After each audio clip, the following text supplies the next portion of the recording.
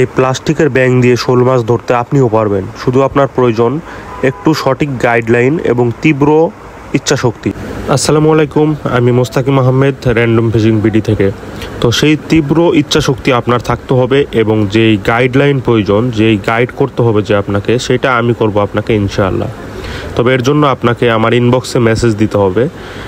আমি যতটুকু সম্ভব আপনাকে হেল্প করার চেষ্টা করব। তো আপনি কেন পারছেন না, এর প্রধান একটা কারণ হতে পারে আপনি সঠিক লুর ব্যবহার করতে পারতেছেন না, অথবা সঠিক লুর থাকলেও সঠিকভাবে সেই লুরের ব্যবহার করতে পারছেন না। তো লুরের ব্যবহার সম্পর্কে এবং সঠিক লুর এইসব বিষয়ে জানার জন্য অবশ্যই আমার ইনবক্সে আপনাকে আসতে হবে, কারণ ভিডিওতে এত কিছু এভাবে বলা সম্ভব হয় না।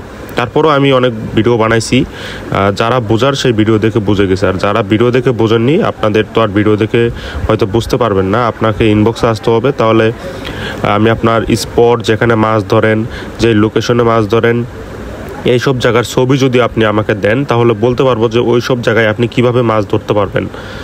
তো এই বিষয়গুলোর জন্য সবাইকে ইনবক্সে আমন্ত্রণ জানাচ্ছি। তো ইনবক্সে আসার জন্য তো আর টাকা পয়সা লাগবে না, ফ্রিতেই টিপস পাবেন ইনশাল্লাহ। আপনিও পারবেন, বিশ্বাস রাখুন।